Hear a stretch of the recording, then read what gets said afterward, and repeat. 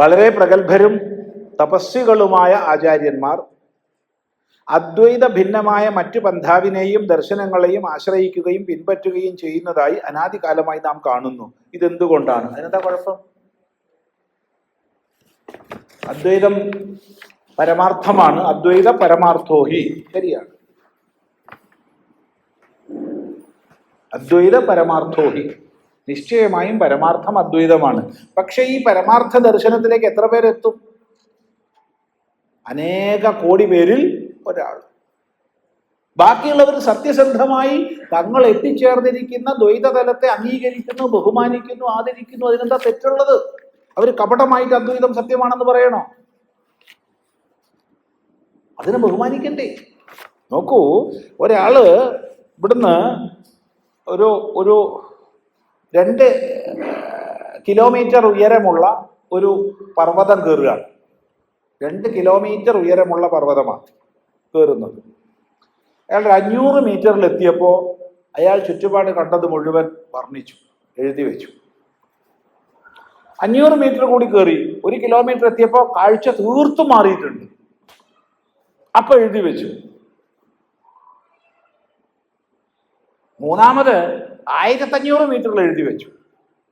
2000 മീറ്ററിൽ അതിന്റെ ടോപ്പിലെത്തിയപ്പോഴോ 4 ഭാഗവും കാണും. അതുവരെ 4 ഭാഗവും കാണില്ല. ആദ്യം ചെറിയൊരു ഭാഗമേ കാണുള്ളൂ. കുറച്ചും കൂടി മുകളിലെത്തിയപ്പോൾ കുറേയും കൂടി വലിയ ഭാഗം കാണാം. കുറേയും കൂടി മുകളിലെത്തിയപ്പോൾ അതിനേക്കാൾ വലിയ ഭാഗം കാണാം. ഏറ്റവും ടോപ്പിലെത്തിയപ്പോൾ മുഴുവൻ കാണാം. ഈ 4 പേരും അവരവരുടെ ദർശനത്തിനനുസരിച്ച് വർണ്ണന ചെയ്താൽ ആ വർണ്ണന തെറ്റാണോ ശരിയാണോ? ശരിയാണ്, തെറ്റല്ല. ആ തലത്തിൽ അത് ശരി, ഈ തലത്തിൽ ഇത് ശരി. അദ്വൈതി പരമമായ അദ്വൈത ദർശനത്തിൽ ഏകമാണ് സത്യം എന്ന സമദർശനത്തിലേക്ക് ഉയർന്ന ആളാണ്. അത് അനേക കോടിയിൽ ഒന്നേ ഉണ്ടാവുള്ളൂ. മറ്റുള്ളവർ ആചാര്യന്മാരല്ല എന്ന് പറഞ്ഞേക്കരുത്. മറ്റുള്ളവർ തപസ്സികളല്ല എന്ന് പറഞ്ഞേക്കരുത്. എല്ലാവരെയും ബഹുമാനിക്കാനും ആദരിക്കാനും എല്ലാ ദർശനങ്ങളെയും ബഹുമാനിക്കാനും നമുക്ക് സാധിക്കണം. ഒരാളും ഒന്നിനേക്കാൾ ഉയർന്നതോ താണതോ അല്ല. അതാദ്യം മനസ്സിലാക്കണം. എല്ലാവരും അവരുടേതായ സാധനയുടെ ബൗദ്ധിക തലത്തിന്റെ വിചാരത്തിന്റെ ഭേദത്തിൽ കഴിയുന്നവരാണ്. ഒന്ന് മാത്രമേ വേണ്ടൂ, തൻ്റെ കാഴ്ചപ്പാടിനോട് നീതി പുലർത്തുക, തൻ്റെ കാഴ്ചപ്പാടിൽ സത്യസന്ധത പുലർത്തുക. അതാണ് വേണ്ടത്. അതുകൊണ്ട് ദ്വൈതിയെയും നമ്മൾ ആദരിക്കും, വിശിഷ്ടദ്വൈതിയെയും ആദരിക്കും, അദ്വൈതിയെയും ആദരിക്കും.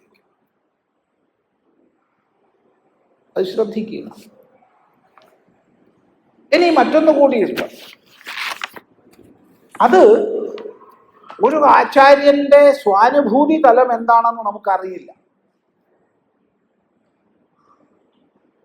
എന്നാൽ അയാൾ ലോകത്തിൽ ആരോട് സംവദിച്ചോ, ആർക്കുപദേശം ചെയ്തുവോ, അയാൾക്ക് ഉൾക്കൊള്ളാവുന്ന തലത്തിലും ഭാഷയിലും ആ സത്യത്തെ ആവിഷ്കരിക്കും. അപ്പോൾ ആചാര്യൻ ഒരു ദ്വൈതപരമായ ഉപദേശം ചെയ്തതുകൊണ്ട് അയാൾ ദ്വൈതിയാണെന്ന് അർത്ഥമില്ല. ഇത് ഉൾക്കൊള്ളാൻ കഴിയുന്ന സമാജത്തിന് വേണ്ടത് ഇതാണ്. വ്യക്തമാണല്ലോ പറഞ്ഞു. ഒരു ഗുരുനാഥനരികെ 10 ശിഷ്യന്മാർ ചെന്നാൽ 10 പേർക്കും ഒരു പാഠമല്ല എടുക്കുന്നത്. അവർക്ക് ഉൾക്കൊള്ളാൻ കഴിയുന്നതനുസരിച്ചാണ് ആ ഗുരുനാഥൻ കൊടുക്കുന്നത്. അതുകൂടി നമ്മൾ മനസ്സിലാക്കണം.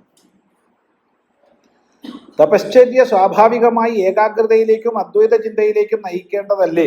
തീർച്ചയായിട്ടും. അത് അതത് സ്ഥലത്ത് അന്നന്ന് കണ്ടതിനെ വാഴ്ത്തുന്നു മാമുനിമാർ. ഓർമ്മിച്ചാൽ മതി. എന്നാ പ്രശ്നമല്ല. ഇന്ന് കണ്ടതിനെ ഇന്ന് വാഴ്ത്തി നാളെ ഇതന്നെ വാഴ്ത്തിക്കൊള്ളണമെന്നില്ല.